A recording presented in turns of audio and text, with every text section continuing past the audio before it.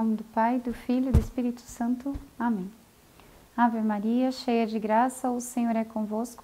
Bendita sois vós entre as mulheres, bendito é o fruto do vosso ventre, Jesus. Santa Maria, Mãe de Deus, rogai por nós, pecadores, agora e na hora de nossa morte. Amém. Nossa Senhora de Lourdes, rogai por nós. São João Paulo II, rogai por nós. Em nome do Pai, do Filho e do Espírito Santo. Amém.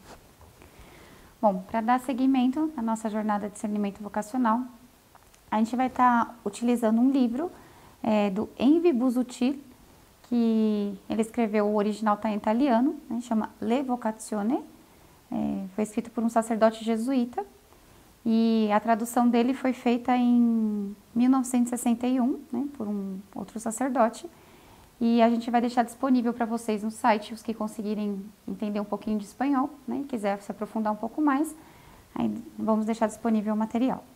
Bom, eu vou seguir um pouquinho alguns trechos do livro, para que a gente possa ir se aprofundando nesse discernimento vocacional, né? Bom, então, a gente vai ver um pouquinho agora sobre a eleição, né? Vou repetir algumas coisas que eu já falei no outro vídeo, mas a gente vai aprofundar, né, agora um pouquinho mais. Então, primeiro, a preparação remota, né? Qual é a preparação prévia que a gente precisa fazer para poder discernir a vocação? Bom, a primeira coisa é não ter pressa, né? Porque a vocação é a decisão de toda a nossa vida, né? Toda a nossa vida depende se a gente vai seguir o estado religioso, né, o sacerdotal, no caso dos homens, ou se a gente vai se decidir pela vocação matrimonial. Então, a gente não pode tomar uma decisão tão grande, né, como essa em 2 dias, em uma semana, né? Então, precisa ter um tempo necessário para poder fazer o discernimento com maturidade e com calma, né? Então, não ter pressa para poder fazer o discernimento. Dar tempo ao tempo, né? Então, primeira coisa. Depois, a preparação próxima, né? O que a gente faz quando chega o momento de discernir a vocação? Bom, para quem demora muito, né, tem muita dificuldade de tomar decisões, então convém, às vezes, colocar um prazo, né? Então, que a gente não pode colocar prazos em Deus, né? Mas a gente também não pode passar a vida inteira decidindo a vocação. Então, existem métodos, né, para a gente poder fazer uma reta eleição. E quando a gente vai fazer nesse tempo, né, de tranquilidade, quando a gente não está nem inclinado mais para um lado do que para o outro, já está tranquilo e vê que é o momento de fazer uma decisão, né, da vocação, uma decisão madura, então se fixa uma data, né, mais ou menos, para poder fazer essa decisão. E trata de se preparar para isso, né, então com orações, com penitências, novenas, né, realmente se preparar espiritualmente para tomar essa decisão. O melhor lugar e o melhor momento para fazer a eleição é nos exercícios espirituais, né? Um retiro de silêncio, onde a gente possa estar unido a Deus para poder saber a vontade dele. Bom, e depois a gente não tem que começar a fazer a eleição olhando as dificuldades, né, que tem a vocação. Porque se a gente olha os aspectos negativos, vai ser sempre mais difícil, né? Então, não vou decidir a vocação vendo as dificuldades do sacerdócio, né, da vida religiosa, da vida matrimonial, porque é muito mais difícil se a gente olha pelo lado negativo, né? Então, olhar as verdadeiras razões de uma vocação, né? O que tem de positivo, o que tem de bom na vida religiosa, né? Na vida sacerdotal, na vida matrimonial, para que eu possa decidir essa vocação. Depois, determinar com claridade a matéria, né? Que coisa eu vou decidir? Então, eu vou decidir a vocação religiosa ou a vocação matrimonial? Não, eu já vi que eu tenho vocação religiosa, então agora eu quero decidir a congregação que eu vou entrar. Então é outra coisa. Ou eu já decidi que eu quero ser celibatária, mas eu não sei se eu quero ser religiosa, se eu quero ser leiga consagrada ou algum, né, outro tipo de vida. Ou se eu já decidi, no caso do sacerdote, já decidiu a vocação sacerdotal, mas quer decidir se quer ser diocesano ou se quer ser religioso. Então, determinar qual é a matéria da eleição, né? Isso é muito importante. Depois, se deve procurar um diretor espiritual, né, para poder ajudar na eleição, porque é uma decisão muito importante. Então, a gente não pode tomar uma decisão tão importante na nossa vida sem consultar uma pessoa espiritual, no caso um sacerdote é o mais indicado, para que possa nos aconselhar corretamente, né?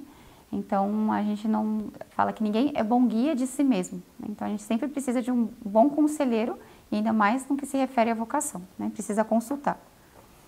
Depois, está convencido de que o demônio vai trabalhar, né? Se a gente decide a vocação, se a gente quer decidir a vocação com a seriedade, bom, um religioso, um sacerdote dá muito trabalho para o demônio, né? Porque nunca vai sozinho para o céu e nem para o inferno, né? Sempre leva consigo muitas almas, então essas almas têm um valor muito grande diante de Deus, né? Então por isso muito seguro que aquele que começa a decidir a vocação, né, fazer uma certa eleição, uma séria eleição, ele vai ter muita dificuldade. Bom, e também nessas tentações é muito comum que o demônio exagere tudo, né? Então a imaginação é muito boa para exagerar, né? Então começar a pensar em todas as dificuldades que vão vir, pensar, nossa, vai ser muito difícil, eu vou ter que fazer um jejum de 40 dias, que nem Jesus no deserto, né? Ou vou ter que expulsar os demônios, fazer um exorcismo. Então, são coisas que, né, difícil que aconteça, né? É o mais provável, né? Então, um bom guia espiritual, né, nos ajuda a não criar ilusões que não existem, né? Coisas que dão medo e nos tira da realidade. Bom, depois o método de fazer a eleição. Primeiro, se colocar na presença de Deus, então é bom colocar, talvez, diante do Santíssimo ou de um crucifixo, né? No momento que eu for fazer a eleição, buscar um lugar de silêncio, de solidão, né? Que eu possa estar sozinho com Deus e em oração. Bom, depois colocar diante de mim o fim pelo qual eu fui criado, né? A gente já falou, eu fui criado para servir, amar, servir e reverenciar a Deus, né? Esse é o nosso fim, esse serviço de Deus. Bom, e depois a gente vai pegar um papel, e nesse papel eu vou anotar de um lado, né? A gente vai pegar um papelzinho, vou colocar um exemplo para vocês aqui, né? Colocar a vida religiosa, né? E vou colocar de um lado as vantagens da vida religiosa e as dificuldades, as desvantagens da vida religiosa. E vou começar a numerar tudo que eu vejo de positivo e tudo que eu vejo de negativo, né? E para mim conseguir fazer essa eleição bem, né, eu vou me perguntar, eu tendo em conta o meu caráter, as minhas virtudes, os meus defeitos, as minhas inclinações, né? Quais são as vantagens e desvantagens que eu encontro nesse estado de vida para conseguir alcançar mais facilmente o meu fim, né? Que a gente já viu que é amar, servir e reverenciar a Deus. Então, em qual estado de vida eu vou encontrar esses meios mais eficazes, que vai me ajudar mais a chegar a Deus, né? Então, eu vou colocar as vantagens e depois as desvantagens, né? Bom, isso tanto da vida religiosa, né, como da vida sacerdotal e depois da vida matrimonial ou aquilo que eu tiver fazendo a eleição. Bom, depois que eu fiz, rezei, né, coloquei todas as vantagens que eu vejo, as dificuldades, né, as desvantagens, eu tenho que mostrar isso para o meu diretor espiritual, né, que é aquele que vai me ajudar a analisar e ver as vantagens que eu encontrei ou as desvantagens que eu encontrei, né? E de acordo com o diretor espiritual, né, fazer essa eleição reta e mais coerente de acordo com aquilo que eu vejo que é melhor para mim chegar ao meu fim. Bom, esse método serve para aqueles que não se encontram mais inclinados nem para um lado ou para outro, né? O que chama Santo Inácio desse estado de indiferença. Mas aqueles que se encontram mais inclinados para um lado do que para o outro, né? Se encontram mais inclinados para a vida religiosa do que para a vida matrimonial, então não precisa fazer esse método, né? Basta pegar o papel e escrever por quais razões eu decido a vocação religiosa. Por que eu me vejo mais inclinado à vocação religiosa? Ou por que eu me vejo mais inclinado para a vocação sacerdotal? Ou para a vocação matrimonial? E de acordo com essas razões que eu coloco, né, esses motivos que eu coloco, eu mostro também para o meu diretor espiritual e aí ele vai me ajudar a ver se eu tenho reta intenção, se esses motivos são verdadeiros ou se eu estou decidindo por algum motivo que é humano ou que é por algum medo e aí a eleição não é reta, né? Então aí tem que fazer de novo. Bom, esse é um método de fazer eleição, né? É simples, na hora de fazer é um pouquinho mais difícil, né? Porque a gente se encontra com muitos impedimentos dentro de nós, mas bom, esse é o método mais prático para fazer eleição. Agora, eu vou falar para vocês um pouquinho, né, seguindo esse livro que eu falei, as razões que a gente pode encontrar, motivos, né, para poder fazer a eleição. Então, a gente vai ver motivos de ordem espiritual, né, motivos que se referem a Deus e motivos que se referem ao próximo, né? Então, vamos ver vários motivos que nos ajudam com relação a essas vantagens do estado religioso, né, ou do estado sacerdotal. Bom, então, primeiro, eu estou seguro de salvar a minha alma. Né? Então, o primeiro motivo de ordem espiritual é a vida religiosa, a vida sacerdotal, é um meio mais eficaz, né, da nossa salvação. Então, fala esse sacerdote. Se está afastado dos perigos e tentações do mundo. Existe a promessa de Jesus, recebereis o 100 por 1 nessa vida e depois a vida eterna. Né? Então, é uma promessa de Cristo. Aqueles que seguem a Jesus Cristo nessa vida e se entregam totalmente a Ele, recebem o 100 por 1 nessa vida e depois a vida eterna. Né? Então, Cristo não falha nas suas promessas. Se a gente é fiel àquilo que Deus nos pede, né, com certeza a gente já tem garantido o céu. Depois, segundo motivo, se está quase livre do pecado mortal. Né? O religioso vive sempre baixo o olhar de Deus e tem as regras que lhe servem de barreira contra as tentações. Tem os superiores e os companheiros que velam para que ele não caia em pecado e esteja longe das tentações. O religioso generosamente se liga a Deus com os santos votos, mas também Deus se ata a ele e se empenha em derramar sobre ele as graças de fortaleza para que ele possa resistir nos momentos de prova. Né? Então, a vida religiosa nos oferece muitos meios, né, para que a gente esteja em estado de graça. Então, é muito mais difícil que o religioso caia em pecado, porque ele está afastado do mundo, porque ele tem o superior que ajuda, tem os companheiros, né, tem a regra da comunidade, as constituições. Então, tudo isso são barreiras, né, são proteções que ele tem que ajudam ele a viver em graça. Né? E fala que podemos dizer com segurança que o bom religioso facilmente pode passar toda a sua vida sem cometer um pecado mortal. Né? E isso não é uma coisa extraordinária na vida religiosa, senão que deveria ser o comum. Né? O próprio da vida religiosa, se a gente está inclinado a servir a Deus, né, e cuidar das coisas de Deus, então não é extraordinário que consiga se viver sem cometer pecado mortal. Depois, se chega mais facilmente à perfeição. Né? O religioso está no estado que tende continuamente à perfeição, a busca e a procura por todos os meios. A igreja aprova as regras das ordens religiosas para dizer que as observe, com segurança alcançará a perfeição. Né? Então, a vida religiosa nos oferece regras, né? Regras aprovadas pela igreja. Uma vez que essas regras estão aprovadas pela igreja, quer dizer que se eu cumpro com elas, eu chego a um estado de santidade, né? Eu chego à perfeição. Então, a gente tem uma segurança de que a gente vai estar num caminho seguro de santificação, né? E protegido por essas mesmas regras. Né? É um estado que tende continuamente à santidade. Quarto, se alcança mais facilmente essa santidade. Né? Por quê? Ao obedecer, sempre negando a própria vontade, aquele viver sempre sujeito a uma regra e uma vida comum, fazendo sempre, não as coisas que ele gosta, mas o que ele tem que fazer, ele mortifica todo o seu desejo próprio. Converte o religioso num herói escondido. E depois vem as ajudas espirituais, a direção espiritual constante, uma sólida e robusta formação ascética, uma abundante vida de oração, leituras espirituais, práticas e conferências ascéticas, frequentes visitas ao Santíssimo. Em uma palavra, se vive na mesma casa com Jesus, o qual está sempre à nossa disposição. Então, completando, né, esse item anterior, todas essas regras que a gente tem, todos os apoios da vida religiosa, dão todos os meios que a gente precisa para poder chegar à santidade. Né? Então, é como se a gente tivesse todos os ingredientes do bolo. Né? Você só tem que bater e fazer. Né? Então, é muito mais fácil, tem muito mais meios para poder chegar à santidade. Depois, querer viver unicamente pelos bens eternos, que são os únicos que se estima. Pode perguntar um jovem: é possível que Deus me tenha criado para bobeiras nessa terra? Minha vida tão nobre e alta, tenho que vivê-la correndo atrás de tonteiras aqui embaixo? Para alguns, seria uma terrível humilhação, o imperdoável falta de sentido, viver para as coisas da terra.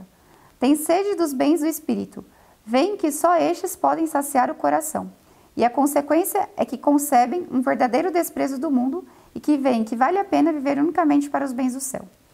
Então, aquelas pessoas que desejam se entregar por uma coisa que vale a pena, né? Por algo maior, por algo que não perece, né? Que é eterno. Depois, outro benefício também é aqueles que têm medo do inferno, né? E vê a vida religiosa como um meio, né, para a sua salvação. Fala que não se trata de covardia ou de vileza, senão de um sentimento santo, que não se teria sem uma verdadeira graça de Deus. E fala que São Bruno, fundador dos cartuchos, ele decide a vocação dele depois de que ele vê, se conta que ele foi num velório, né, de um professor que tinha fama de santidade, e na hora do funeral dele, quando você estava fazendo as exéquias, né, aí no momento se pergunta se ele estava sendo julgado no juízo de Deus, né, e o morto fala que sim, que estava sendo julgado no justo juízo de Deus. E aí forma aquela multidão, as pessoas começam a conversar, e na terceira vez, né, ele fala, não rezem por mim porque fui condenado no justo juízo de Deus. Né? E depois disso, São Bruno vê que aquele professor que tinha a fama de santidade tinha sido condenado. Né? Então, diante disso, de ver a condenação, de ver o inferno, ele decide, se converte e depois decide ingressar na vida religiosa e aí funda a Ordem dos Cartuchos. Né? Então, às vezes, esse desejo também, né, de se salvar, esse medo de não ir para o inferno, também pode ser um indício, né, da vocação e um meio, né, para poder se salvar, um meio mais eficaz para se salvar.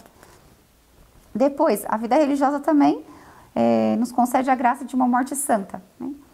Fala assim, para quantos jovens foi o pensamento da morte o que fez com que decidissem entrar na vida religiosa? Não, nos diz também Santo Inácio, quando aconselha ao jovem que faça a eleição de estado, considerando-se no leito de morte, né? E olhando os familiares chorando. E ele fala, o que eu teria escolhido na hora da minha morte? Morrerei mais contente e tranquilo, mais confiante e sereno, se escolho a religião ou se vivo no mundo. Então, conclui Santo Inácio, escolhe agora o que terias desejado haver escolhido no momento da sua morte. Né? Então, pensar nesse momento da morte, quando eu estiver no leito de morte, nesse momento, o que eu queria ter escolhido para a minha vida? Eu queria ter vivido como religiosa, como sacerdote, ou eu gostaria de ter vivido casado com os meus filhos? Né? Então, isso que você gostaria de decidir nesse momento, decide agora. Né? Depois, a vida religiosa propõe também uma vida espiritualmente organizada. Né? É a teoria do máximo rendimento espiritual. Alguns gostariam de fazer muitas coisas, mas em prática resulta que não conseguem fazer muitas coisas porque não são ordenados e se deixam levar por mil ocupações e preocupações. Né? Ao contrário, o religioso faz uma vida regulada por um horário. O sino toca e assinala todos os seus movimentos, tudo que ele deve fazer, e chega a ser como uma máquina espiritual que lhe ajuda a não separar-se nunca de seu dever. Né? Então, na vida no mundo, né, na vida laical, a gente pode se disciplinar e colocar uma ordem na nossa vida, mas está sempre de acordo à minha própria vontade. Então, posso mudar meu horário, um dia eu posso fazer de um jeito, outro dia eu posso fazer de outro. E na vida religiosa não é assim, né? A gente tem um horário determinado e o sino toca e eu tenho que seguir esse horário.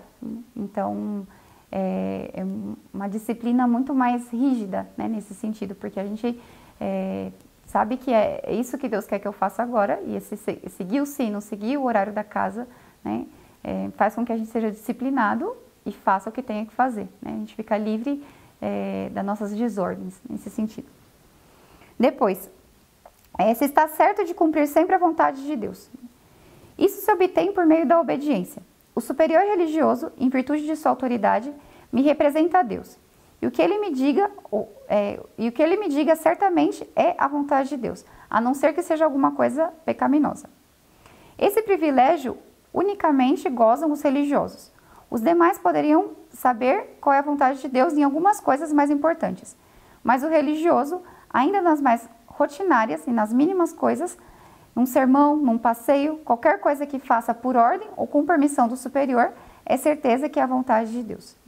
Esta vantagem é imensa, para quem compreende que a única coisa necessária é fazer a vontade de Deus. Por isso, não poucos seminaristas, sacerdotes e religiosos pedem para ser admitidos na vida religiosa, para ter essa segurança de que ainda nas menores coisas se encontram na vontade de Deus. Então, esse eu acho que é um dos maiores benefícios da vida religiosa, porque por mais que seja uma coisa simples, o horário da casa, mas eu tenho certeza de que essa é a vontade de Deus. A gente está sempre seguro de qual é a vontade de Deus, porque eu tenho um superior, né? E eu vou perguntar para ele o que eu faço e ele me fala, faz isso. Então, eu tenho certeza de que isso é a vontade de Deus para mim, né? Na nossa vida, às vezes no mundo, é mais difícil ter essa segurança, porque as coisas estão mais de acordo com o nosso livre-arbítrio, então a gente pode escolher mais, né? E esse escolher mais pode fazer com que eu escolha mais a minha vontade também, né? Na vida religiosa, a gente está mais livre desse perigo de escolher a nossa vontade, né? Por meio dos votos. Bom, depois é a felicidade da vida religiosa.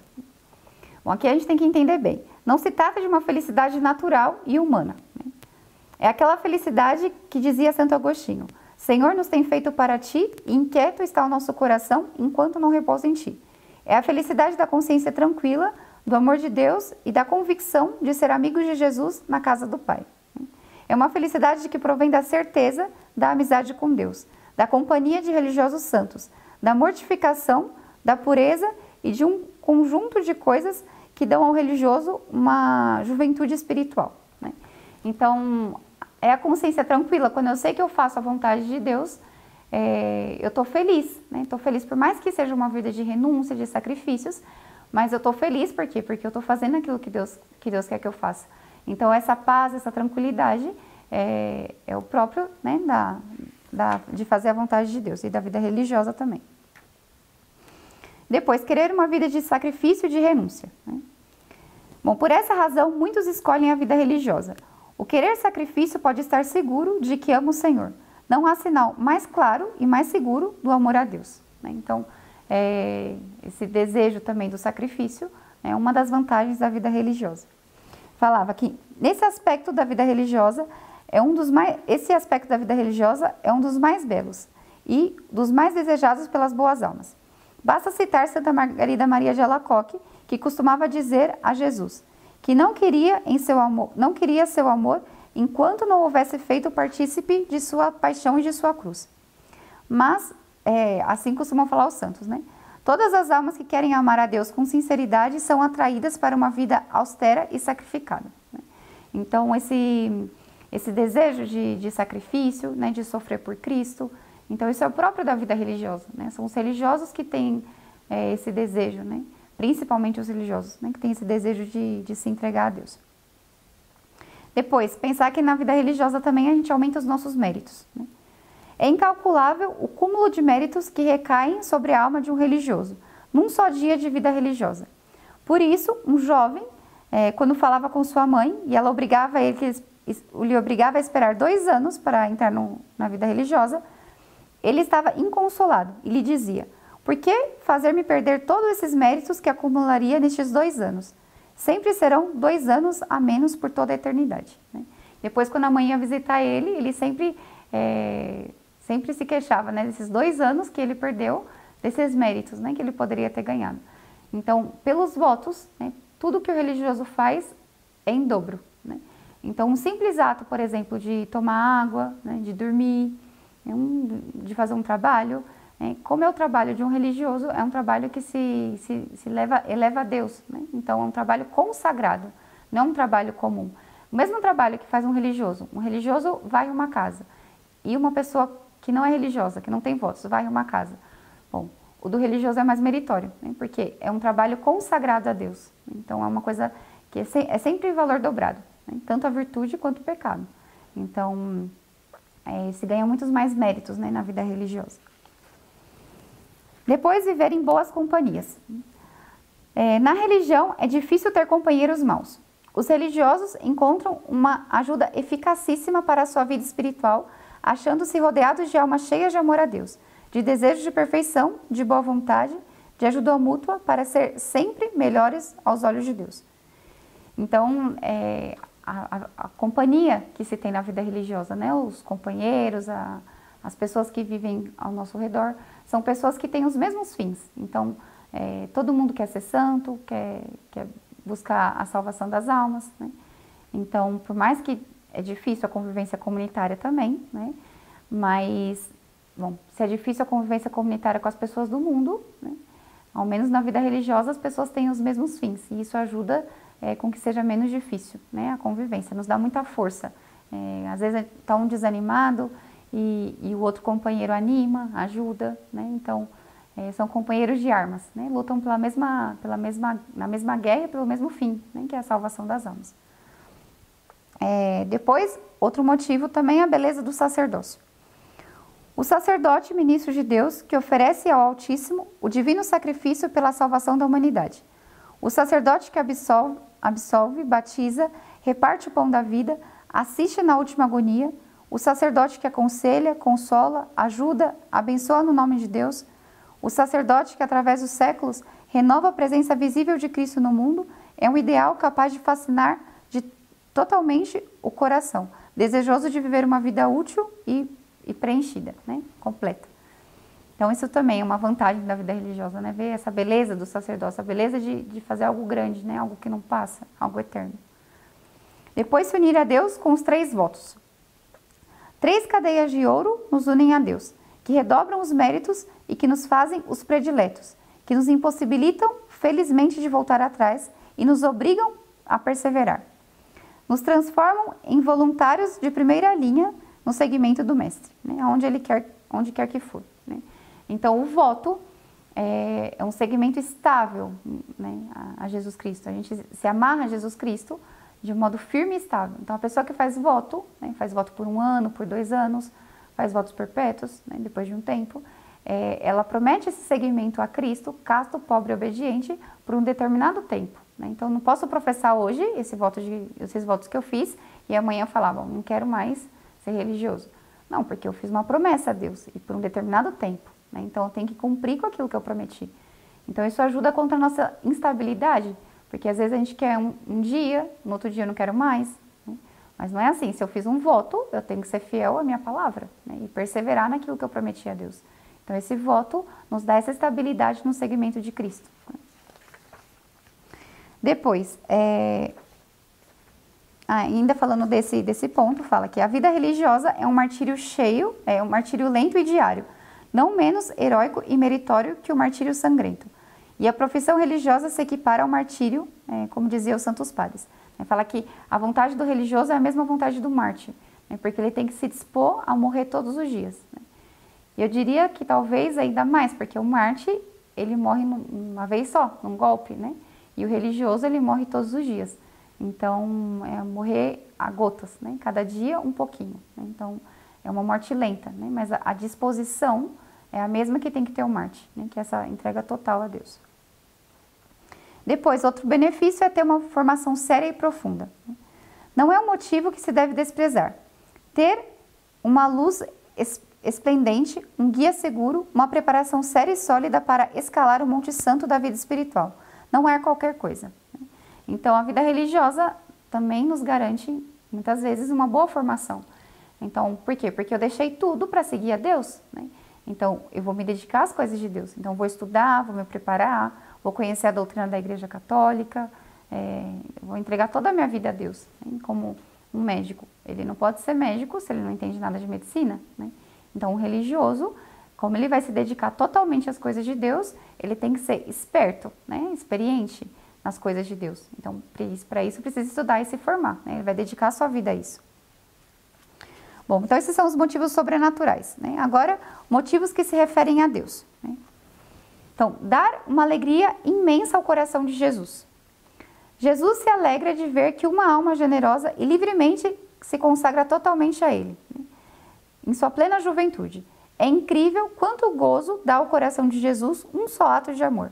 E aqui se trata não de um ato, senão de toda uma vida que se oferece a Deus, né? Então, é difícil a gente entender por que Deus fica feliz quando a gente se consagra a Ele, né? Porque se a gente parar para pensar quem é Deus e quem somos nós, é bem desproporcional isso, né? Mas Deus fica feliz com a nossa consagração a Ele, né? Não é um ato de amor, são atos inteiros de amor, porque é a vida inteira, né, que a gente oferece a Deus. Então, isso é uma grande alegria para o coração de Jesus. Depois, o religioso ama mais e ama melhor a Deus, né? O religioso é o único no mundo, mais do que qualquer outro, que tem o direito de falar de amor. Sua vida não é, como acreditam muitos mundanos, uma vida sem poesia, sem afeto e sem as doçuras e gozos do amor. Ele renuncia voluntariamente às alegrias humanas, do amor conjugal, mas recebe, ao contrário, o afeto delicado e forte de Deus, que é o esposo de sua alma, o amigo predileto, o perfeito consolador. Então, por se dedicar totalmente ao amor de Deus, ele também, né, você recebe esse amor, ele pode amar muito mais a Deus. E Deus também ama muito mais a ele. Depois, serve a Deus com perfeição. Alguns somente têm esse ideal, né, o serviço divino, é o único ideal da pessoa. Querem ser os servos de Deus por excelência e vivem em uma vida gastada para esse fim. Né? É a razão de sua existência. E não se equivocam, né? Gastar toda a sua vida no serviço de Deus. Para isso e nada mais fomos criados. E o nosso dever principal e natural é o de servir o Criador para cuja glória fomos criados. Então, é aquele que quer gastar a sua vida fazendo aquilo pelo qual ele foi criado. Então, a gente foi criado para amar, servir e reverenciar a Deus. Bom, se dedicar totalmente a esse fim é o próprio da vida religiosa, né? É a obra exclusiva do religioso, o ato que ele se dedica. Depois, dar glória a Deus. Deus não tem necessidade de nós. O poderia fazer tudo por si mesmo, mas quis, em sua bondade, associar-nos à sua obra e aceita a nossa cooperação para a dilatação de seu reino e para a distribuição de sua graça às almas. É incrível isso, mas Deus fica feliz com a glória que a gente pode render a Ele. Né? Isso é um benefício para nós, né? Porque por mais que a gente renda glória a Deus, a gente não pode acrescentar nada àquilo que Deus é. Né? Mas quanto mais a gente rende glória a Deus, mais bens Deus pode dar para cada um de nós. E Deus é feliz quando Ele pode se comunicar às almas e quando Ele pode fazer com que a gente seja mais feliz. Né? Então, quanto mais a gente se entrega ao serviço de Deus, mais benefícios Deus pode nos dar e mais Deus é feliz, né? Porque é próprio do bem se comunicar. Né? Bom, depois, poderei reparar meus pecados e dar uma satisfação a Deus. Né? É um ótimo motivo, sugerido por um sincero arrependimento e uma visão exata da repercussão que tem o pecado no coração de Jesus. Se deseja colocar de novo o equilíbrio onde o pecado levou à desordem. Se quer oferecer a Deus alguma satisfação pelos insultos que recebe de nós e dos outros, e gostaria de colocar diante dele a si mesmo, para receber sobre si os golpes dos pecadores. Né? Então, é aquele que quer se colocar, né, entre Deus e os pecadores, para que ele receba, né, os golpes, e para que não chegue no coração de Jesus. Então, também é um grande benefício da vida religiosa, né? Esse se colocar entre Deus e os homens, né? Para consolar o coração de Jesus. Depois, o querer ser vítima. É mais bem a ideia de imolação, a qual compreende dedicação completa, sofrimento, especialmente os morais, amor, humildade silenciosa, anonadamento, o desejo de oferecer-se, a necessidade de dar-se, de fazer da vida uma consagração espontânea e perene. Né? Então, é aquele que quer se configurar com Cristo. Cristo salvou ao mundo se oferecendo a Deus, né? Em sacrifício, em reparação.